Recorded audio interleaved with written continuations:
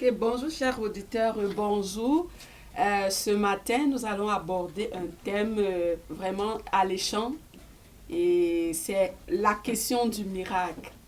Je sais que ce thème fait susciter beaucoup de polémiques au sein de la communauté chrétienne, mais ce matin, nous allons davantage nous instruire sur ce thème qu'est le miracle, avec le pasteur Timothée qui va nous présenter de fond en comble, de long en large, la notion. Et je retourne dans la parole au pasteur Timothée. Pasteur Timothée, parlez-nous du miracle. Merci encore. Nous voulons effectivement parler des miracles qui suscitent beaucoup d'attention, mais aussi qui est sujet à beaucoup de controverses aujourd'hui dans les églises et même dans la société de façon générale. Euh, mais avant que nous n'entrons dans le vif du sujet, je voudrais que nous considérons un texte biblique qui va nous aider à répondre aux questions que nous avons, qui va nous aider à bien comprendre aussi cet aspect, cette notion, ce phénomène ou ce concept même de miracle. Donc le texte que nous voulons considérer ce matin, c'est le texte de Luc chapitre 1, du verset 5 jusqu'au verset 20. Dans ce texte-là, nous allons voir, il y a beaucoup de miracles dans ce texte-là. La Bible elle-même, c'est déjà tout un miracle.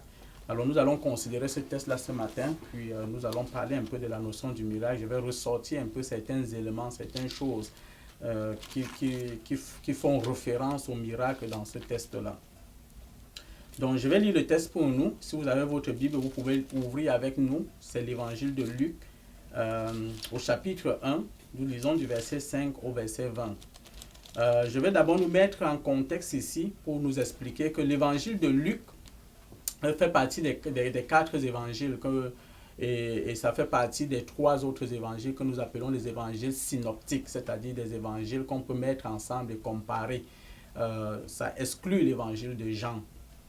Donc Luc, lui, il avait reçu le mandat d'une haute autorité pour aller faire les recherches et pour pouvoir apporter avec précision et concision des informations sur la bonne nouvelle qui avait été prêchée à un certain Théophile. Et Théophile étant une grande autorité, il avait vraiment besoin d'avoir la certitude que la bonne nouvelle qu'il avait reçue était correcte. Donc, quand nous lisons l'évangile de Luc, nous allons voir qu'il est très méthodique, il est très narratif, il est très précis, il est très concis, parce qu'il a pris du temps, il était allé en mission pour faire des recherches.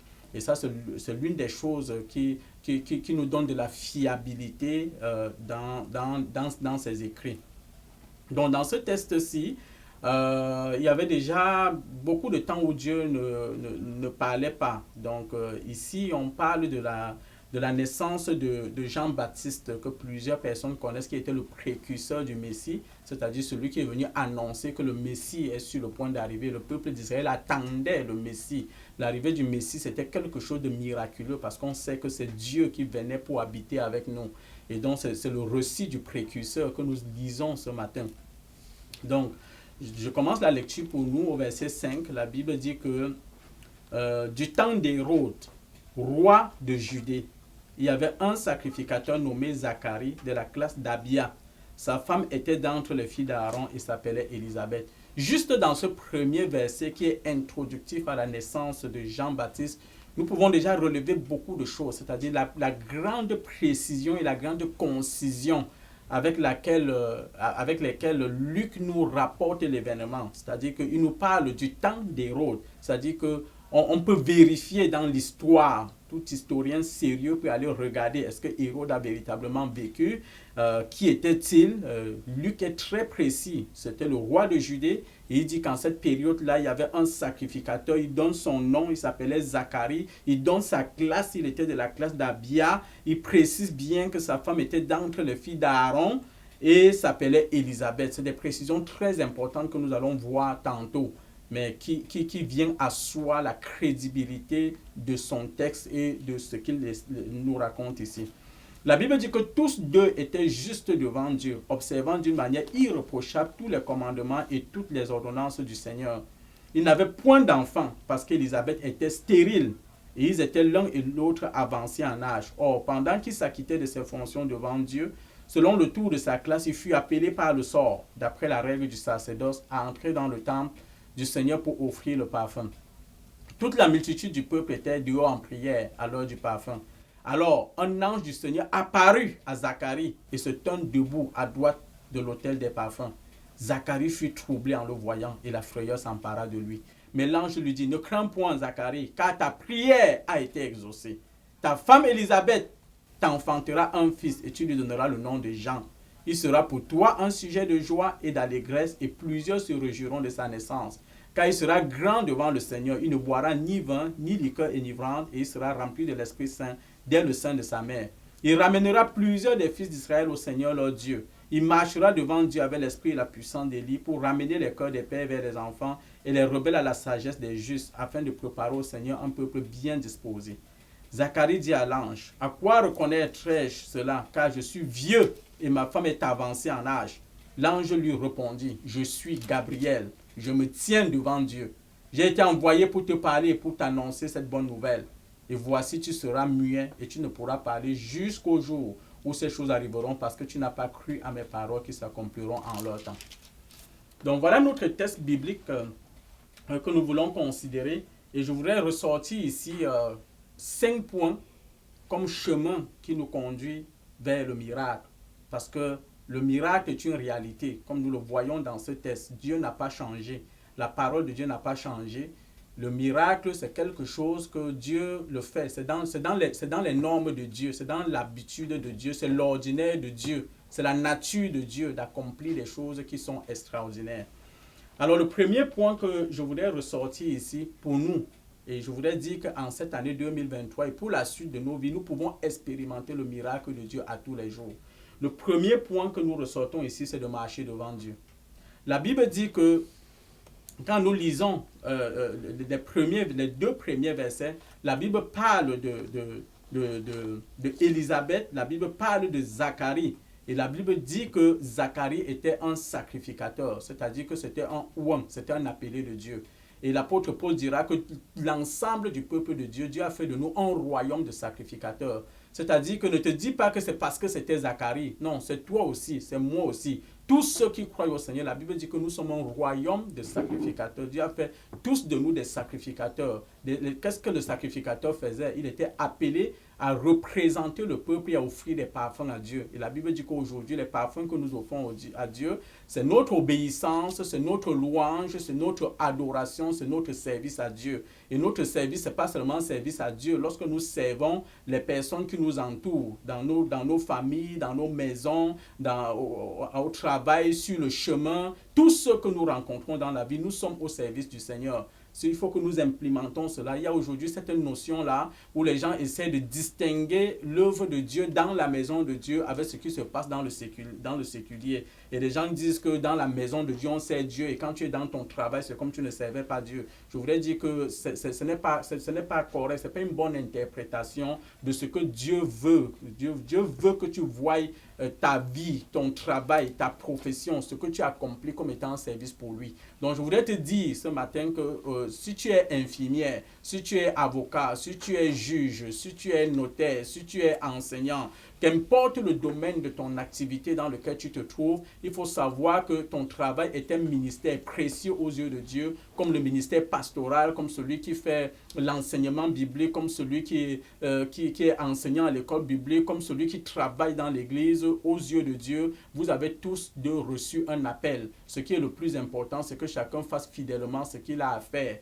et qu'il le fasse comme le faisant pour le Seigneur Dieu et non pour les hommes, et qu'il le fasse comme contribuant au projet de Dieu afin que l'œuvre de Dieu puisse avancer. C'est ça l'appel que nous recevons de Dieu. Donc, nous sommes tous des sacrificateurs. Et la Bible précise ici que la femme de Zacharie qui s'appelait Élisabeth, elle était de la descendante d'Aaron. Et je voudrais te rappeler dans l'Ancien Testament que Aaron, c'est celui qui avait marché avec Moïse pour accomplir les miracles et les prodiges et fait sortir le peuple en Israël. Et Dieu l'avait choisi et avait choisi sa descendante pour être continuellement devant lui dans le temple pour le servir. Donc nous parlons ici de deux personnes qui étaient des ouans de Dieu, qui étaient des choisis de Dieu et qui descendaient d'une race choisie de Dieu, d'une race élue de Dieu, d'une race bénie de Dieu. Et la Bible dit que tous deux étaient justes devant Dieu et ils observaient d'une manière irréprochable tous les commandements et toutes les ordonnances du Seigneur.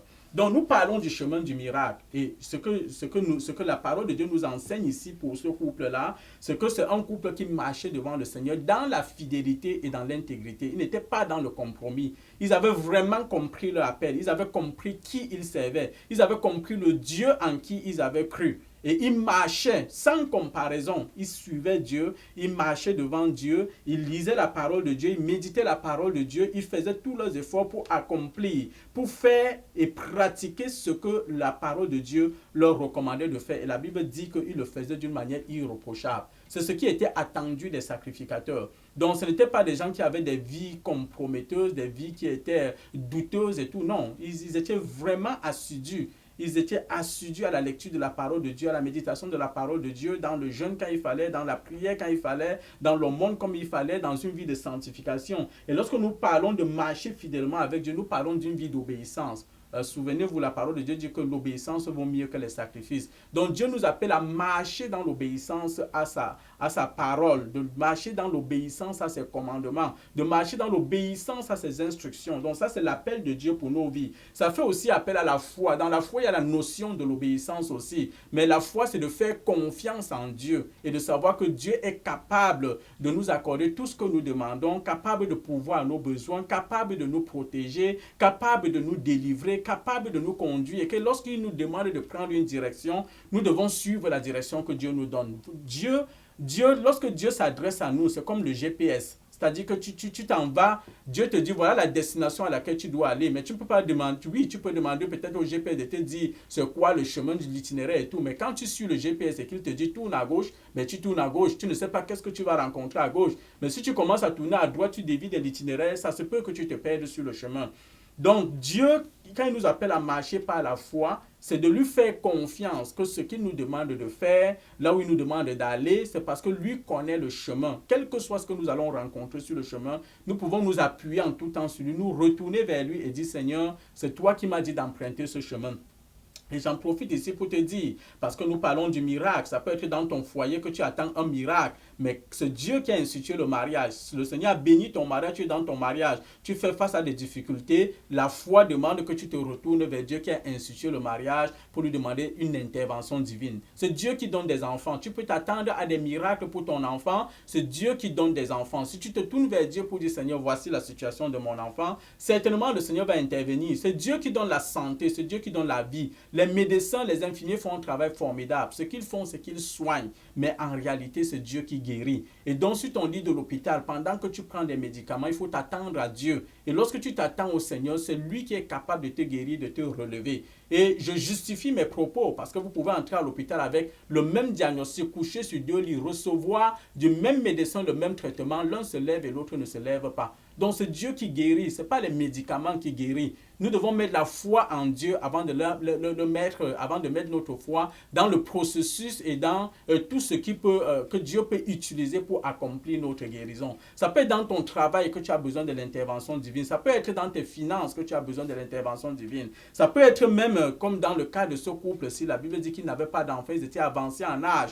Donc nous devons toujours nous retourner vers Dieu parce que c'est Dieu qui bénit, c'est Dieu qui donne les enfants comme nous allons le voir dans ce texte-ci. Quel que soit le domaine dans lequel tu as besoin de l'intervention de Dieu, ça demande déjà de marcher dans la présence de Dieu, de demeurer dans la présence de Dieu, dans l'obéissance, dans la foi, dans la consécration, dans le renoncement même à soi-même.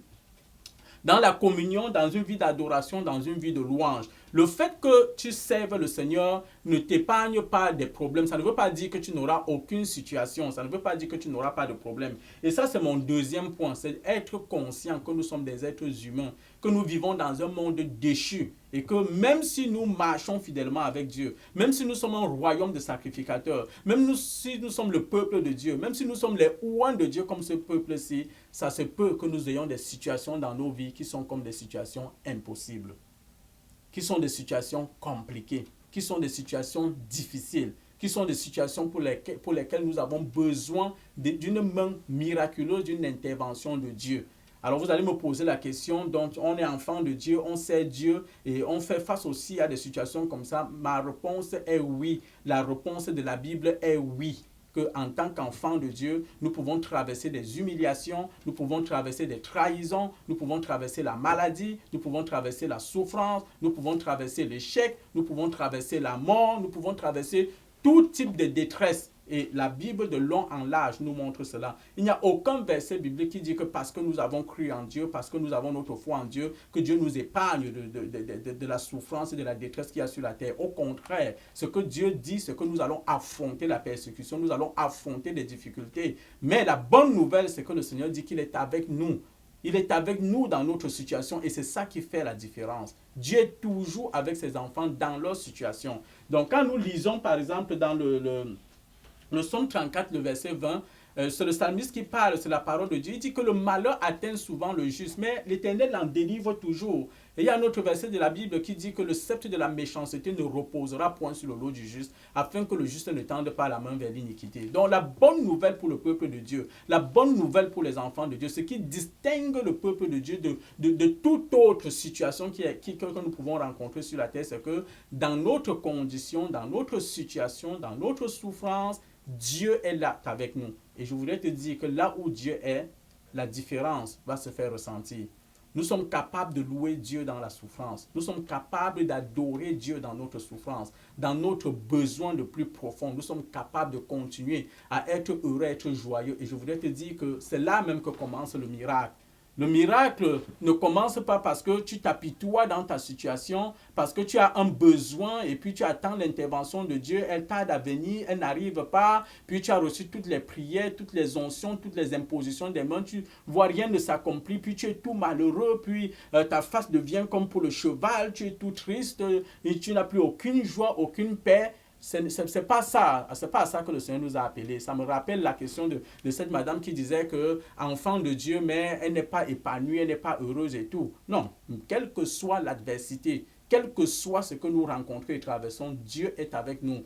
Au travers de la Bible, nous voyons les enfants de Dieu qu'on a jetés dans la fournaise comme les Daniel, jetés dans la fosse aux lions. Nous voyons le peuple de Dieu en Israël, nous voyons des souffrances et tout. Mais Dieu dit toujours, je vois, mon œil est sur mon peuple. Je suis avec vous, je suis au milieu de vous et Dieu nous garde, et Dieu nous protège, et Dieu nous préserve, et il est celui qui nous délivre et celui qui intervient autant convenable.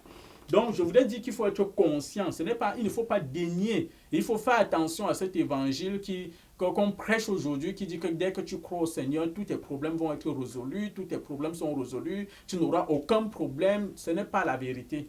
Ce n'est pas la vérité. Au contraire, la Bible parle des oppositions à la foi. La Bible parle des dominations, des principautés, de la puissance des ténèbres qui s'élèvent contre les enfants de Dieu. Donc, si tu as cru véritablement au Seigneur, le Seigneur est avec toi, mais sache que tu t'engages dans une vie de combat, dans une vie de bataille. Mais dans cette vie de combat et de bataille, là, tu pars déjà étant vainqueur. Parce que la Bible dit que Dieu a vaincu tous nos ennemis. Il les a vaincus sur la croix. Il les a dépouillés, il les a désarmés. Donc nous combattons contre des puissances qui sont déjà vaincues en avance parce que notre force, c'est l'Éternel. Notre force, c'est le nom de Jésus. Notre force, c'est la puissance de Jésus. Et ce qu'il a accompli sur la croix, c'est une alliance. C'est une alliance. Quand on parle d'une alliance, ça ne se viole pas. C'est une alliance que Dieu a faite sur la croix du Calvaire pour assurer notre victoire. Donc tu peux être rassuré. Alors nous parlons de ce couple-ci. Eux aussi, ils marchaient fidèlement avec le Seigneur comme nous le voyons. Ils obéissaient au commandement de Dieu. Ils étaient des sacrificateurs. Mais la Bible nous annonce qu'ils avaient un problème. Un problème qui peut être semblable au tien. La Bible dit qu'ils n'avaient point d'enfants parce qu'Élisabeth était stérile. Et ils étaient l'un et l'autre avancés en âge. Donc leur problème n'était pas seulement la stérilité de la femme. Mais c'est comme si leur sort était scellé par le fait qu'ils étaient avancés en âge.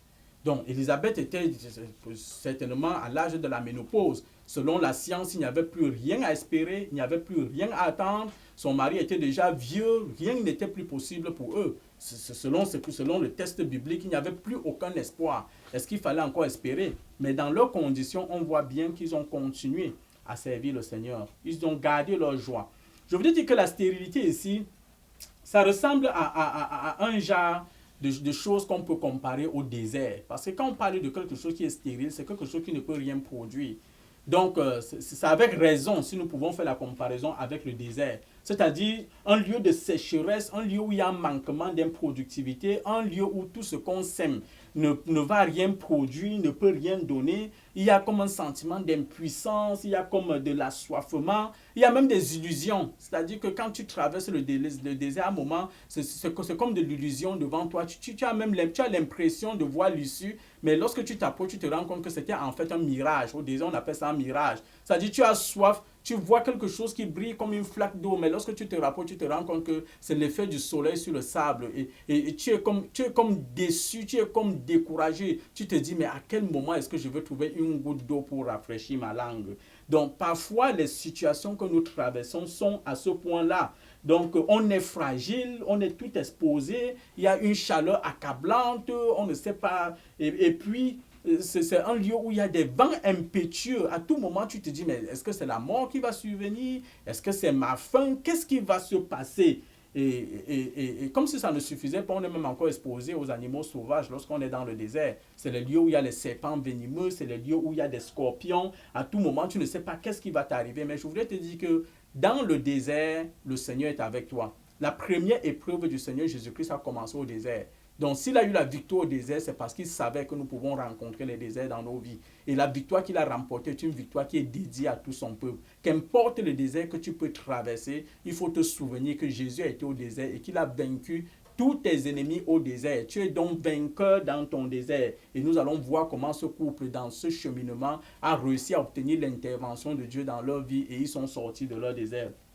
Donc, dans le désert, parfois, c'est comme si on tourne en rond, il n'y a pas de visibilité sur le chemin, il y a l'absence d'aide humaine, il n'y a aucune relation, il n'y a même pas parfois la possibilité de communiquer. Mais il ne faut jamais perdre espoir, quel que soit le désert qu'on peut traverser, il ne faut jamais, jamais, jamais, jamais perdre espoir.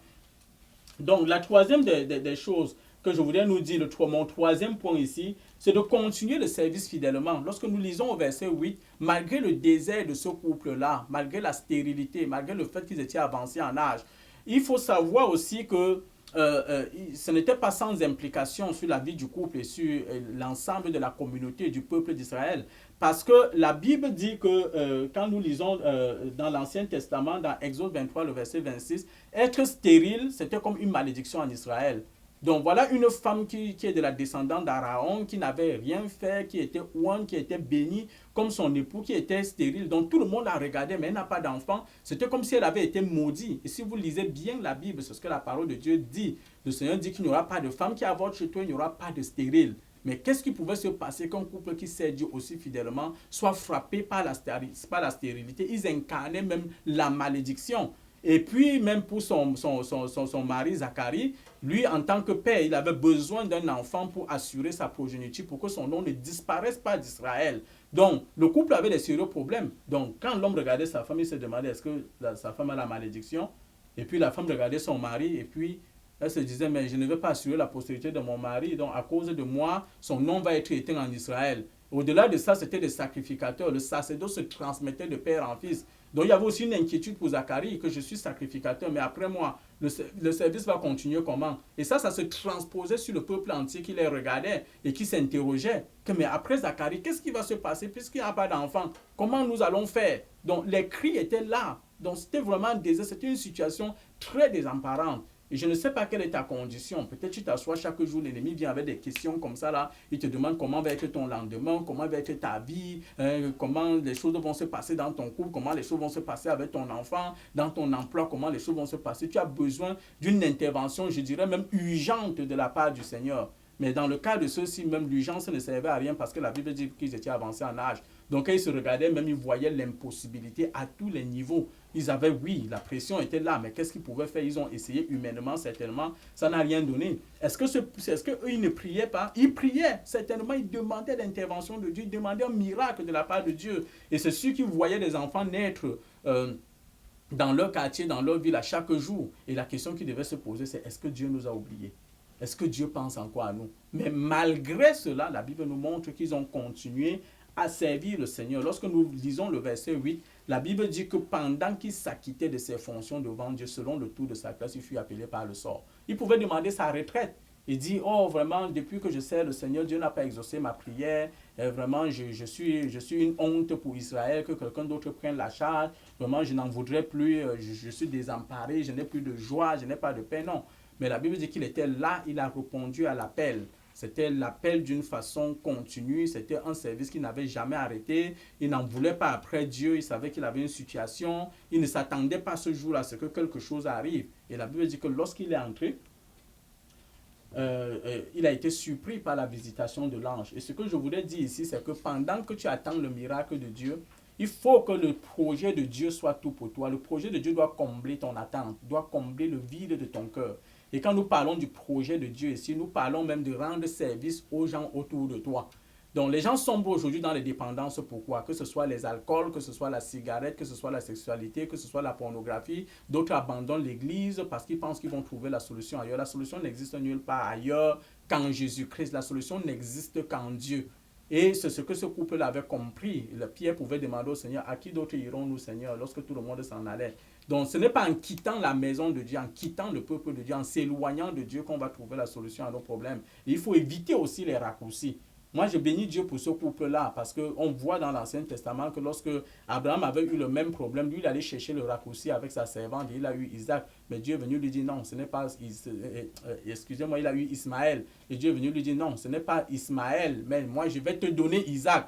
Donc, je bénis Dieu parce que certainement, ils avaient entendu parler de l'histoire d'Abraham et ils ont dit, nous, on va rester fidèles, on va attendre du Seigneur qu'importe jusqu'à la dernière minute, jusqu'à la dernière seconde, nous allons rester dans l'espoir et nous allons voir ce qui va arriver. Et le Seigneur a toujours été fidèle envers son peuple. Je veux te dire que le miracle peut attendre. Le miracle peut prendre du temps, mais pendant que tu prends du temps, au lieu de regarder ton problème comme étant une montagne, regarde le Dieu qui est au-dessus des montagnes, le Dieu qui a créé les montagnes, le Dieu qui est au-dessus de toute situation. Ça ne sert à rien de s'apitoyer devant les situations que seul Dieu peut changer. Ça ne sert à rien de s'apitoyer, de se mortifier chaque jour devant les situations que Dieu seul peut changer. Alors commence à changer tes pleurs, à changer tes soucis, à changer tes inquiétudes, tes pourquoi, change-les en prière. Et que ce ne soit pas juste les prières parce que tu veux voir l'intervention de Dieu, mais change-les en louange, change-les en adoration et commence à te réjouir avec ceux qui reçoivent le miracle que toi tu n'as pas encore reçu. La Bible dit ici qu'ils étaient au service de tout un peuple, de tout le peuple malgré leurs problèmes. C'est eux qui pouvaient appeler le peuple à prier pour eux parce qu'ils ont un problème. Mais la Bible dit que Zacharie s'est mis au service pour tout le peuple. Il est entré dans la présence de Dieu pour tout le peuple qui attendait dehors. Et lui pouvait entrer dans la présence de Dieu pour offrir le parfum pour le peuple. Je voulais te dire que quand tu te mets devant Dieu en intercession pour les autres, oui, tu peux ne pas avoir la solution à ton problème pendant que tu es devant Dieu, mais pendant que tu solutionnes le problème des autres, Dieu est en train de préparer la solution pour toi-même. Dieu va toujours te surprendre au-delà de ton imagination pendant que tu le sers fidèlement. Donc, que le Seigneur et son peuple, que le Seigneur et son projet comblent le besoin et le vide de ton attente, de l'attente de ton miracle, de ton besoin. Et pendant que tu le fais, le Seigneur va certainement te surprendre. Ne te laisse pas prendre ta joie, ne sombre pas dans les remords, ne sombre pas dans les regrets, dans le deuil, alors que tu as un Dieu qui est vivant, un Dieu qui est capable d'accomplir des miracles. Alors Dieu interviendra certainement. En quel moment, à quel temps, on ne sait pas combien de temps ils ont été dans cette situation, mais quand la Bible souligne qu'ils étaient avancés en âge, et on sait que en ce temps-là en Israël, les femmes se mariaient assez tôt. Donc peut-être que c'était marié dans la vingtaine, mais même si c'était dans la trentaine, ici probablement ils étaient déjà à un âge de la ménopause. Donc on pourrait parler minimalement que Élisabeth devrait avoir minimalement 50 ans, mais je pense que ça pourrait même être plus. Mais Dieu les a visités. La Bible dit au verset 11 que pendant qu'il était là, il est entré, un ange du Seigneur apparut à Zacharie. Ça c'était tout un miracle de voir l'ange de l'Éternel. Et la Bible dit que Zacharie a été troublé en voyant l'ange parce qu'il ne s'attendait pas, il n'avait pas rendez-vous avec l'ange. Dieu ne lui avait jamais dit dans ce moment de consécration qu'un jour je vais venir t'apparaître et puis je vais exaucer, je vais intervenir, Non, il voit l'ange qui vient devant lui. Donc, je voudrais te dire que pendant que tu sers le Seigneur, continue à servir le Seigneur. Fais du service du Seigneur une routine de ta vie, c'est ce que je dirais même.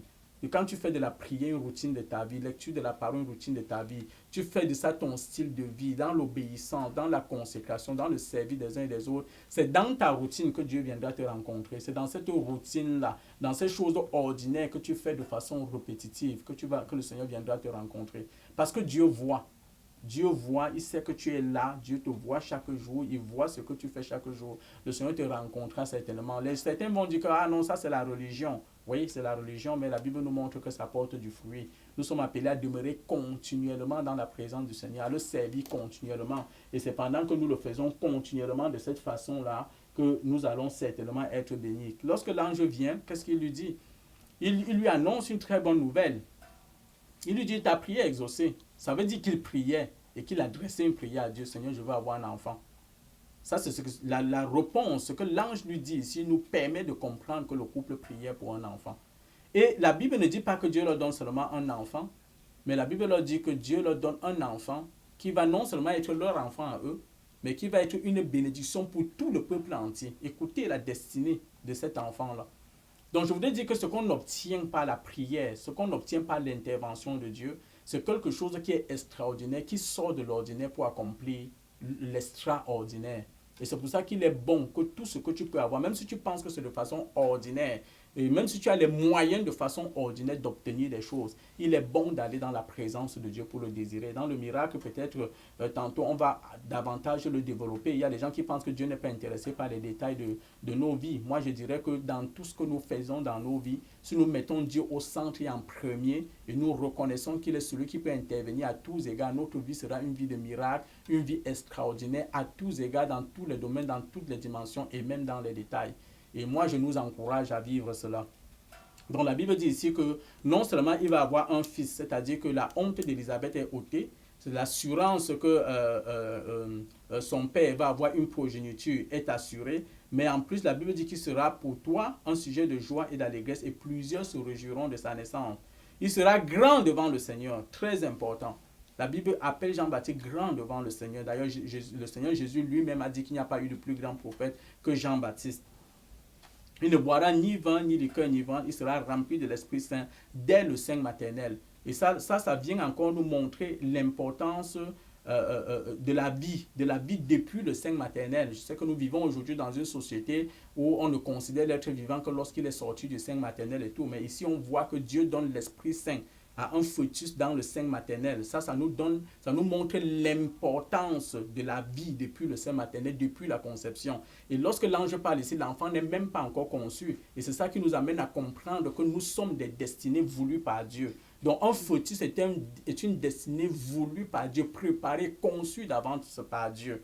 Et donc, c'est tout un autre sujet. Je vais refermer la parenthèse ici, mais juste pour nous rappeler que c'est très important lorsque l'enfant que tu conçois dans le ventre a du prix aux yeux de Dieu. Il a une destinée, il a une vie, il est considéré aux yeux de Dieu. Le Seigneur dit que l'Esprit Saint sera sur cet enfant-là depuis le sein maternel. Et la Bible présente toute sa destinée. Il ramènera plusieurs des fils d'Israël au Seigneur, leur Dieu. Il marchera devant eux. Bref, je vais couper court ici pour dire que quand Dieu donne, Dieu ne donne pas seulement ce qui va venir te satisfaire, ce qui va venir te combler, comme s'il comblait ton besoin égoïste à toi. Mais Dieu va te donner en tenant compte de tout son projet, de tout son peuple. Ce que Dieu te donne, c'est une bénédiction qui va s'étendre dans les générations, qui peut s'étendre jusqu'aux extrémités de la terre. C'est pour ça qu'il est bon de recevoir ce que Dieu donne. C'est pour ça qu'il est bon d'attendre devant le Seigneur. Mais nous allons aussi lire mon dernier point ici, c'est que quand Dieu veut faire le miracle, il faut croire. Il faut s'y attendre. Il faut s'y attendre. D'ailleurs, il y a Stephen, il s'appelle Stephen Sweet, je ne sais pas si je prononce bien son nom. Lui dit que les miracles ne se produisent que dans l'âme de celui qui les attend. Le miracle ne se produit que dans l'âme de celui qui les attend. Donc, nous servons un Dieu qui n'est pas mort. Nous servons un Dieu qui est capable à tout moment de nous rendre visite. Et nous devons nous attendre à son intervention, à sa visitation à tout moment de notre vie. Zacharie priait ici, mais on a l'impression qu'il priait, mais en même temps, il n'attendait rien. Quand l'ange vient lui annoncer la bonne nouvelle, au lieu de sauter, Alléluia, gloire au Seigneur qui m'a exaucé du haut des cieux, que le nom de l'Éternel soit béni, mais c'est lui qui demande que, mais Seigneur, à quoi reconnaîtrai-je le signe? Parce que moi, je suis vieux et ma femme est déjà vieille. Je veux te dire que si tu ne crois pas que Dieu va faire des miracles, Dieu peut se mettre en réserve aussi de te surprendre. Parce que Dieu n'est pas là aussi pour provoquer les crises cardiaques chez ses enfants ou au milieu de nous. Ce n'est pas ça le rôle de Dieu. Dieu ne veut pas te surprendre, tu es étonné et tu commences à t'interroger si c'est vraiment lui ou pas. Donc, quand nous prions, nous nous attendons à Dieu, sachant que Dieu peut venir. Et quand Dieu intervient gros, Dieu intervient grand, Dieu intervient puissamment. Dieu n'intervient pas comme un homme. Donc, c'est ça. Je vais résumer les 5 points que j'ai donnés ici.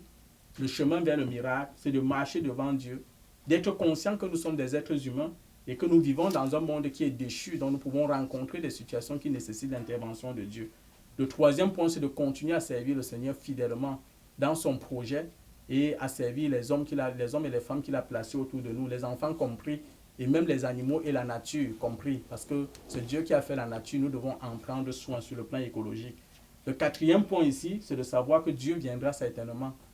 Dieu est un Dieu fidèle, il écoute la prière de ses enfants, il intervient. Il n'y a pas un père que quand son enfant appelle, crie dans la détresse, il ne répond pas. La Bible dit que quand le malheureux crie, l'Éternel l'entend et il le délivre de toutes ses détresses. C'est une promesse pour les enfants de Dieu, c'est une promesse pour tous ceux que Dieu a créés. Si Dieu intervient pour ceux qui ne le connaissent pas, plus forte raison ses enfants. Et mon dernier point, c'est qu'il faut croire, il faut savoir que Dieu peut. Il ne faut pas douter de la capacité, de la puissance de Dieu à pouvoir faire le miracle.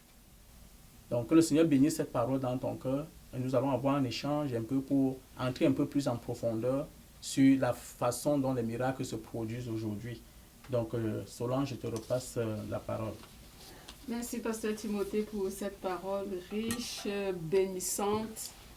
Et enfin, on voit le miraculeux qui prend place dans la vie d'un couple qui était confronté à 2 obstacles, la stérilité d'Élisabeth et puis l'âge avancé. Mais on remarque aussi que ce couple était consacré au Seigneur, il menait une vie d'obéissance, de louange. Ce couple servait l'Éternel malgré ce problème. Et nous voyons le Seigneur vient. Et une autre chose qui m'a marqué, c'est que ce couple priait, il demandait quelque chose au Seigneur, il demandait l'enfant au Seigneur. Et le Seigneur les a rencontrés dans ce besoin en leur donnant un enfant. Pas un enfant ordinaire, je dirais un enfant Jean-Baptiste, qui est précurseur du Seigneur Jésus. Ça, c'est extraordinaire. Et pasteur, j'aimerais qu'on définisse un peu c'est quoi le miracle. C'est quoi le miracle en réalité? Moi, je dirais que le miracle, c'est, pour faire court, le miracle, c'est l'intervention de Dieu dans une situation où l'homme ne peut rien. Dans une situation où la science ne peut rien. L'intervention de Dieu là où personne ne peut rien faire. C'est vraiment une œuvre extraordinaire dans laquelle on reconnaît une puissance suprême, une puissance intelligente suprême qui vient résorber une situation où aucune science, aucune technologie, rien n'était capable de faire. Ok, parfait. Donc c'est l'intervention surnaturelle de Dieu. C'est l'intervention surnaturelle de Dieu. Au travers de la parole de Dieu, nous voyons que le miracle, c'est l'intervention surnaturelle de Dieu. De fois, dans cette intervention-là, Dieu peut utiliser les moyens humains que nous avons, les moyens de la nature, mais de fois, on ne comprend pas juste comment Dieu a fait pour pouvoir le produire. On n'est pas capable d'expliquer. Je veux prendre peut-être quelques exemples ici pour pouvoir illustrer ce que je dis. Lorsque nous voyons par exemple comment Dieu a ouvert la mer Rouge pour faire passer son peuple, Dieu a utilisé le vent que l'homme connaît. La Bible dit que Dieu a fait, le vent a soufflé toute la nuit pour ouvrir les eaux pour faire passer le peuple d'Israël. Je voudrais également dire que tu peux être malade et Dieu utilise la médecine pour te soigner, pour te guérir. Ça, c'est des moyens humains. Tu peux avoir un besoin en finance et Dieu utilise ton frère, ta soeur pour pouvoir pourvoir à ton besoin sans que la personne le sache, mais Dieu met dans son cœur, mais donne une enveloppe à tel et tout. Mais il y a aussi des miracles où Dieu intervient. Ce n'est que sa puissance, ce n'est que sa force, ce n'est que sa capacité dans ce qu'on ne peut pas expliquer. Par exemple, lorsque Jésus transforme l'eau en vin, il n'y a aucune chimie qui nous permet aujourd'hui de comprendre comment de l'eau peut devenir du vin. Ça relève de la création, ça relève de la puissance créatrice de Dieu. On a dit, bon, ça je n'ai pas vu, mais j'ai déjà entendu des personnes qui avaient des pieds qui n'étaient pas égaux, mais on a prié et le pied s'est égalisé. Donc ça relève du miracle. Lorsque le Seigneur ouvre les yeux de l'aveugle né, donc il est né aveugle. Ça relève du miracle. Lorsque le Seigneur Jésus fait marcher un paralytique, ça relève du miracle. Et il y a aussi beaucoup d'autres miracles qu'on peut citer. Hein. Lorsque Jésus multiplie les pains, on peut comprendre que la levure fait lever la pâte et on peut produire beaucoup de pain. Mais est-ce qu'on ne peut pas expliquer comment de 5 pains et de quelques poissons, une multitude a mangé, s'est rassasiée, on a ramassé les morceaux. Ça relève de la puissance de Dieu qui est capable de multiplier ce qui existe, de dupliquer ce qui existe. Et parfois Dieu le fait à nos yeux, on ne le voit même pas. Merci, pasteur. Et selon vous, pourquoi est-ce que Dieu utiliserait-il des miracles ferait-il des miracles pour son peuple? Très très bonne question. Pourquoi est-ce que Dieu ferait des miracles? Parce qu'aujourd'hui, il y a même des questions, peut-être que tu vas peut-être la poser cette question-là. Est-ce que les miracles sont encore actuels et tout ça là? Il y a beaucoup de questions sur les miracles. Mais quand nous lisons la parole de Dieu parlant du miracle, je voudrais dire que le terme miracle se retrouve dans la Bible à peu près 90 fois. Il y a un autre terme qui lui est associé, parlant de prodige, qu'on retrouve à peu près 80 fois dans la Bible. Donc on parle environ de 170 fois où la Bible parle de miracles et des prodiges. Donc c'est une réalité que Dieu opère des miracles et des prodiges, c'est-à-dire des choses qui échappent au contrôle, à la science, au raisonnement humain. Certaines de ces choses-là aujourd'hui, la science dans ses avancées essaie de comprendre un peu, essaie de concilier, parce qu'il faut savoir que la science en réalité n'est pas contre la foi. La science et la foi devraient même travailler ensemble, ils doivent travailler ensemble, parce que Dieu a créé des lois qui peuvent s'expliquer. Dieu peut utiliser ces lois-là pour produire ce qu'il peut produire.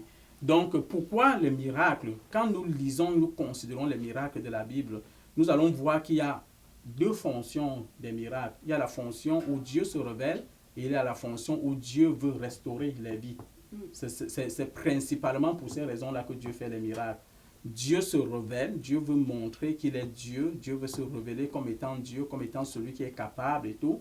Et puis, il y a aussi la dimension où Dieu veut nous faire du bien à notre corps dont nous avons besoin pour le servir, du bien à notre famille, du bien à notre aide, du bien pour notre prospérité, du bien pour notre nation. Dieu peut faire le miracle pour toute une nation même, parce que Dieu veut le bien de cette nation-là. Donc maintenant, lorsque nous parlons des miracles de la révélation, moi je dirais que les miracles de la révélation se sont tout accomplis avec le Seigneur Jésus. Parce que lorsque Jésus est venu, les miracles qu'il a produits, c'était dans le but de se révéler. Quand nous lisons l'évangile de Jean, lorsque Jésus produit les miracles, que ce soit le changement de l'eau en vin, et que ce soit la multiplication des pains, que ce soit prendre la boue, mettre sur les yeux. En fait, c'était des clins d'œil pour dire à son peuple, je suis le Créateur qui est au milieu de vous, je suis votre Dieu. Donc, il faut faire une bonne distinction de tout ça et comprendre que Dieu n'est pas quelqu'un qui est là pour faire des spectacles. Dieu ne se livre pas des spectacles comme on voit aujourd'hui, parce qu'on a la puissance de Dieu, on renverse les gens, on renverse les choses partout, on tape les choses partout. Ce n'est pas ça le but des miracles. Le miracle avec la fonction de révéler Dieu. Lorsqu'on regarde les miracles qui se sont accomplis en Égypte, lorsque Dieu est descendu pour juger la nation de l'Égypte, la Bible dit bien que c'était un jugement. Parce qu'en Égypte, tous les 10 plaies parlent des dieux que les Égyptiens adoraient. Les dieux dans le fleuve, les sauterelles, ils croyaient que c'était un dieu qui faisait que la productivité fasse des affaires. Bref, tous les 10 plaies de l'Égypte font trait à des dieux, à des faux dieux que les Égyptiens adoraient. Et Dieu a décidé de frapper ces dieux-là pour montrer qu'il était plus puissant et que c'est lui qui était véritablement Dieu. Donc en fait, le but de Dieu, c'était de montrer aux Égyptiens que tout ce en quoi ils croient là, c'est de la vanité, ce n'est pas la vérité, c'est lui qui est Dieu.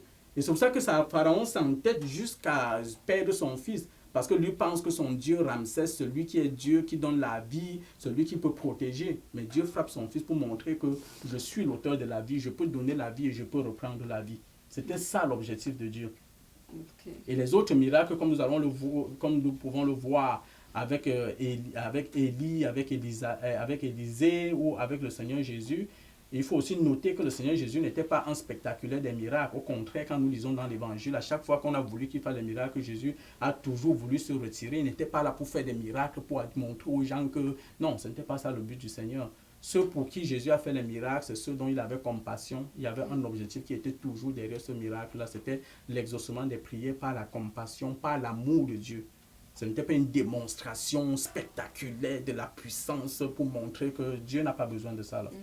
Ok, merci, pasteur. Et qu'est-ce que vous diriez de... Parce que récemment, je parlais avec une amie, une sœur à moi, et elle me posait la question, pourquoi aujourd'hui on ne vit plus les miracles comme lorsqu'on lit la Bible? Par exemple, tu pries pour quelqu'un et tu désires véritablement que cette personne soit guérie, mais le miracle ne se fait pas. Donc, est-ce que le miracle est d'actualité? Très bonne question. Est-ce que le miracle est d'actualité? Est-ce que le miracle est actuel? Est-ce qu'on peut encore faire des miracles aujourd'hui? Je voudrais dire au peuple de Dieu que Dieu n'a pas changé et sa parole n'a pas changé. Lorsqu'on pose la question pourquoi est-ce qu'aujourd'hui on prie et le miracle ne se produit pas tout de suite, je voudrais dire que dans la Bible, il n'y a aucun verset biblique qui nous dit que lorsque nous prions pour le miracle doit se produire tout de suite. Il n'y a aucun verset biblique, il n'y a pas une promesse biblique comme ça qui le dit. Dieu n'a jamais dit quelque part que vous êtes mon peuple, vous êtes mes enfants, alors dès que vous irez, vous allez parler, vous allez faire, la chose va se produire instantanément et tout de suite. Ceci n'exclut pas que Dieu peut faire tout de suite. Ça n'exclut pas ça. Notre devoir, c'est de demander l'intervention de Dieu. Mais nous devons comprendre que dans ce qui est le miracle, c'est la souveraineté de Dieu qui gouverne le miracle. C'est Dieu qui décide. Ce n'est pas nous qui commandons Dieu. C'est Dieu qui nous utilise pour faire son œuvre. Et c'est Dieu qui voit le besoin d'accomplir ou non. Et c'est Dieu qui connaît le temps favorable pour faire ou pas. Ça, ce sont les choses qui n'ont pas été laissées à notre... Dieu ne nous a pas laissés libres de pouvoir faire ces choses-là. C'est lui qui accomplit tout en nous. Donc, la Bible parle des dons des miracles. Lorsque tu reçois le don des miracles, c'est l'Esprit de Dieu qui opère en toi. Et donc, c'est l'Esprit de Dieu qui sait que voici le temps favorable pour accomplir ce miracle-là. Quand on regarde, par exemple, Pierre et Jean, lorsqu'ils montent au temple, la Bible dit qu'ils ont regardé le boiteux. Et la Bible dit qu'ayant vu en lui la foi qu'il pouvait être guéri. Donc, ça, on voit qu'il y a ici une dimension du discernement. Donc, parfois, le miracle va demander un certain discernement. Est-ce que je peux prier pour ça et la chose peut s'accomplir tout de suite? Mais oui, tu peux prier pour quelqu'un, la chose se passe instantanément, mais Dieu ne va pas te montrer que la chose s'est passée instantanément. Il y a des miracles qui sont progressifs dans leur accomplissement. Dans le cas du texte que nous venons de lire, l'ange a dit, vous aurez un enfant. Mais de vous à moi, un enfant, ce n'est pas en une nuit. On n'entre pas dans la chambre, on ressort avec un enfant. Un enfant, ça apprend qu'il faut travailler en tant que couple. Et quand je parle de travailler, vous comprenez. Il faut entrer dans la chambre, il faut travailler. Et Dieu bénit le travail. Dieu ne dit pas, je vais te donner un enfant, tu passes ton temps à regarder la télévision avec ton mari. Il faut entrer dans la chambre, vous travaillez. Dieu va bénir. Puis ça prend un processus de 9 mois pour que l'enfant naisse. Donc, il y a des miracles qui prendront du temps au fur et à mesure qu'on prie. Et puis on voit que l'aboutissement de leur miracle, c'est un processus de prière qui a duré aussi des années avant d'arriver. Lorsque l'ange parle. Donc parfois tu vas prier pour des choses et puis un jour quelqu'un va faire une déclaration, la chose va s'accomplir. Et ce que nous on voit, c'est l'instantané au moment où la chose s'accomplit, mais on ne voit pas tout le processus de la prière qui a conduit jusque ça. Okay. Donc, merci beaucoup, pasteur. Ma dernière question, est-ce que vous pensez qu'il y a un rapport entre foi et miracle? Oui, il y a un très grand rapport entre la foi et le miracle. Comme nous avons dit, la foi, c'est déjà de croire que la chose peut s'accomplir. C'est l'auteur aux Hébreux qui définit très bien la foi comme étant la démonstration des choses qu'on espère, des choses qu'on n'a pas encore vues. Mais je parlerai de la foi comme étant la confiance en la toute-puissance de Dieu. La confiance en la toute-puissance de Dieu, la puissance illimitée de Dieu, qui est capable d'accomplir toutes choses, de produire toutes choses au-delà et infiniment au-delà de ce que nous pouvons penser. Dieu est capable de tout. Mais le fait que Dieu soit capable de tout ne veut pas dire que Dieu est à notre service pour tout faire. Donc Dieu a ses desseins, il a ses plans et il a ses projets. Et parfois nous pouvons prier dans la souffrance et les choses ne se passent pas, rien ne se passe. Par exemple, si toi et moi nous avions le don de miracle et que nous avions rendu visite à Job dans sa souffrance, non, tout de suite dans notre compassion, on aurait demandé que ça s'arrête et qu'il soit restauré, qu'il soit délivré et tout. Mais parce que nous ignorons tout ce qu'il y avait en arrière de la scène de Job, toute la sagesse de Dieu, tous les défis, tout ce que Dieu voulait produire, tout ce que Dieu voulait accomplir. Donc parfois, oui, nous prions pour des choses, nous voulons que ça se passe tout de suite, mais nous sommes tout ignorants du projet, du concept et de ce que Dieu est en train de faire. Donc, je vais un peu aller dans un autre domaine pour dire que oui, Dieu nous appelle par exemple à la générosité, à aider les gens, mais parfois Dieu place quelqu'un dans le désert, dans une situation qui est une situation un peu complexe, parce que Dieu veut bâtir sa patience, par exemple, ou Dieu veut bâtir son espérance. Mais si tu viens aider cette personne-là, c'est comme si tu empêches Dieu de faire éclore cette patience-là dans cette personne-là. Et ça ne va pas aider cette personne-là à accomplir sa destinée. C'est pour ça que ça prend toujours le discernement. Et c'est pour ça que Jésus nous a enseigné que lorsque nous prions, nous devons demander quoi? La volonté du Père. Ce n'est pas notre volonté qui doit s'accomplir, c'est la volonté du Père qui doit s'accomplir dans la vie de la personne. Merci beaucoup, Pasteur Timothée, de nous avoir entretenus sur ce thème. Nous avons été bénis et je pense aussi que vous, chers auditeurs en ligne, vous avez été richement bénis par ces temps. Et je ne sais pas s'il y a des personnes qui ont des questions. Sinon, on va juste clôturer notre émission et se revoir la prochaine fois. Alors, en ligne, nous avons quelqu'un qui nous dit que Dieu n'a pas d'enfant. Dans le langage humain, lorsque nous parlons d'enfant, nous parlons bien sûr d'un homme et d'une femme qui se sont mariés et puis qui ont donné naissance à un enfant. Mais il faut savoir que lorsque nous parlons de Dieu, nous sommes dans le domaine spirituel, nous sommes dans une autre dimension. Nous sommes dans une autre dimension. La Bible nous appelle les enfants adoptifs de Dieu. C'est-à-dire qu'en Jésus-Christ, Dieu nous a adoptés, Dieu qui nous a créés, il nous appelle ses enfants. Et il est un père pour nous. C'est de ça que nous parlons. Nous ne parlons pas là d'un Dieu qui a épousé une femme et puis ils ont accouché des enfants. Ce n'est pas de ça que nous parlons. Donc la Bible nous dit que nous sommes les enfants de Dieu. Tous ceux qui croient au Seigneur Jésus-Christ, Dieu a fait d'eux ses enfants. Dieu les a donné le pouvoir de devenir ses enfants. Dieu les autorise à les appeler pères. Et Dieu les appelle ses enfants. Donc, c'est de ça que nous parlons. Lorsque nous parlons d'enfants de Dieu, c'est de ça que nous parlons. Lorsque nous parlons des fils et des filles de Dieu, c'est de ça que nous parlons. Dieu nous a créés, nous sommes le summum de sa créature. Et il a décidé de nous adopter. Il est notre Père et nous sommes ses enfants. Donc, c'est de ça que nous parlons. Pendant que nous y sommes aussi, je voudrais quand même souligner aussi, parlant du miracle aussi, pour dire que les vrais miracles font un peu de bruit. C'est ce que Antoine de Saint-Exupéry disait. Il disait que les vrais miracles font un peu de bruit. Aujourd'hui, les êtres humains sont après les miracles spectaculaires. On veut voir le feu descendre du ciel. On veut voir Dieu qui se tient là dans les airs et qui parle à tout le monde. Mais je voudrais dire que tout le monde expérimente le miracle à chaque jour. Je ne sais pas pour toi, si tu as déjà fermé tes yeux pendant à peu près 5 minutes, et tu te poses la question, mais si j'étais aveugle toute la vie, est-ce que je pourrais contempler les couleurs, la beauté de la vie comme je contemple aujourd'hui? Le fait de voir, c'est un miracle. Le fait de parler, c'est un miracle. Quand tu te couches le soir, c'est ta volonté d'aller te coucher, mais te relever le matin, c'est un miracle de la part de Dieu. Le souffle, l'air que nous respirons gratuitement, c'est un miracle. C'est la grâce de Dieu, mais c'est un miracle. Et juste pour l'expérimenter, il faut aller à l'hôpital demander combien coûte une bonbonne d'oxygène. Lorsque quelqu'un tombe dans une situation de maladie critique et qu'on demande qu'on lui mette une bonbonne d'oxygène, ça coûte beaucoup d'argent. Donc, avoir la lumière du jour, c'est le miracle. Ça relève de la grâce et de la bonté de Dieu. C'est toujours miraculeux.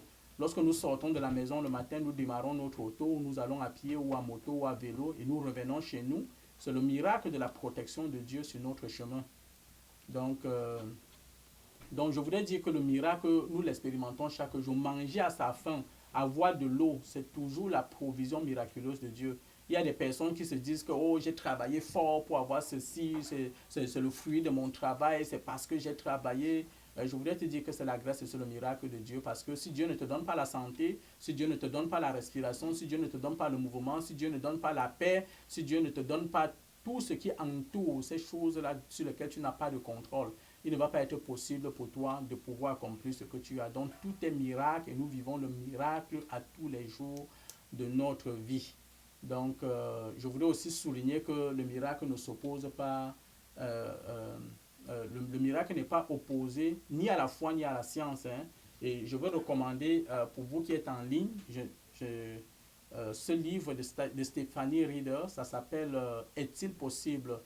Donc, dans ce livre-là, vous allez retrouver beaucoup de scientifiques, des grands scientifiques de renom, des gens qui ont travaillé à la NASA, qui ont fait des grandes découvertes scientifiques, qui exposent leurs pensées en ce qui concerne la foi, la science et le sujet des miracles.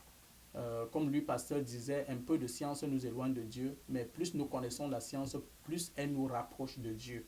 Donc, c'est pour dire que le miracle est une réalité. Dieu agit, Dieu intervient encore aujourd'hui. Je pense qu'il y a une autre question que nous avons en ligne. Je vais regarder la question, puis nous allons essayer de la répondre. Donc, il y a une personne qui nous demande la prière parce qu'elle a rencontré une situation post-traumatique. Dieu est un Dieu de miracles. Nous allons prier et le Seigneur va vous toucher là où vous êtes. Votre guérison, elle va être totale, elle va être complète parce que la guérison est dans la puissance du nom de Jésus. L'hôpital va faire sa part, mais le Dieu des miracles dont nous parlons aujourd'hui va vous guérir. On va prier pour vous et on va prier pour toutes les personnes qui sont en ligne, pour toutes les personnes qui écoutent cette vidéo, qui ont besoin d'une intervention de Dieu dans leur vie. Nous, nous croyons au Dieu des miracles. Je voudrais souligner ici que il y a deux extrêmes aujourd'hui. Ceux qui pensent que les miracles sont dépassés, on n'en parle plus, et ceux qui sont à l'extrême avec d'autres pratiques qui produisent des affaires et tout. Mais nous, nous parlons ici de l'intervention du Dieu du ciel, du Dieu de la Bible, du Seigneur Jésus-Christ qui aime ses enfants, qui veut les voir en santé et qui veut intervenir dans leurs situations compliquées, qui veut transformer leur désert en prairie, en fleuve d'eau qui coule, qui veut les rendre productifs. Et c'est ce que nous voulons faire. Donc nous prions pour cette personne qui est en ligne et nous allons prier également pour toutes les autres situations.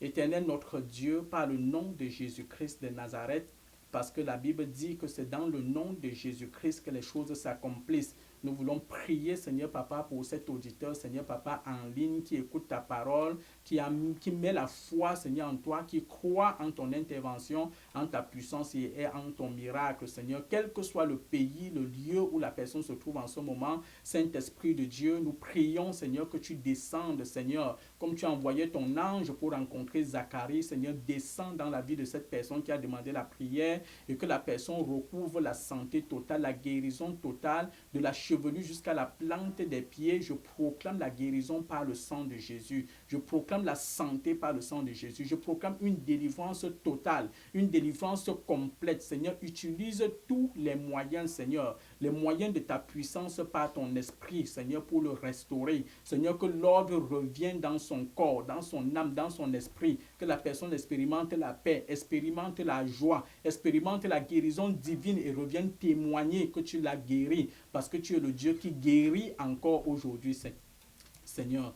Nous prions pour tous les auditeurs, Seigneur, qui écoutent cette vidéo en ce moment, dans tous les besoins dont ils ont besoin de l'intervention dans leur vie, que ce soit, Seigneur, les femmes, Seigneur, qui ont besoin, Seigneur, d'un bébé, Seigneur, Papa, qui traversent des problèmes de stérilité comme les avait traversés. Yahweh, notre Seigneur, notre Dieu, nous prions, Seigneur, que tu les rendes fertiles et qu'en cette année 2023, Seigneur, qu'elles portent leur bébé et qu'elles accouchent au nom puissant de Jésus-Christ de Nazareth. Nous prions pour les malades qui vont écouter, Seigneur, Papa, cette vidéo, que ces malades se lèvent de leur lit, étant guéris par la puissance de ta parole, au nom de Jésus-Christ de Nazareth. Ceux qui ont besoin de ton intervention, Seigneur, parce qu'ils ont un problème ou un autre, Seigneur, Papa, avec les autres, ou qui ont des litiges, Seigneur, nous prions, Seigneur, que tu apportes la paix et que tu apportes la solution, au nom de Jésus-Christ de Nazareth. Ceux qui sont attaqués par la sorcellerie, par l'occultisme, par les incantations, nous prions, Seigneur, que tu les délivres et que tu les protèges au nom de Jésus. Amen. Ceux qui vivent dans les dépendances et qui chaque jour prennent la résolution d'abandonner et se retrouvent dans leur dépendance, nous prions que les liens soient coupés par ta puissance. Amen. Au nom de Jésus-Christ de Nazareth, ceux qui sont au bord d'abandonner la foi, qui voulaient se retirer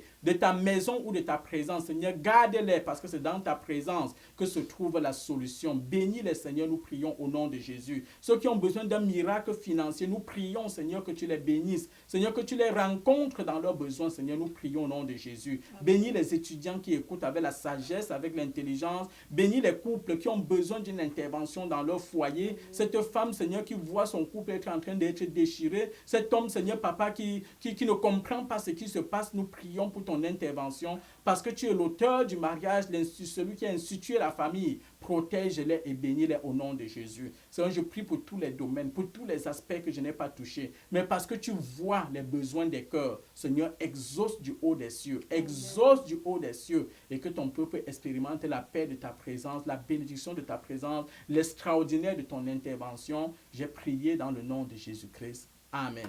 Amen. Donc, merci, soyez bénis et on va se revoir la semaine prochaine pour une autre thématique. Que le Dieu qui a visité Zacharie et Élisabeth vous visite dans votre besoin personnel. Soyez bénis, soyez encouragés et bonne semaine. Amen. Bonne semaine.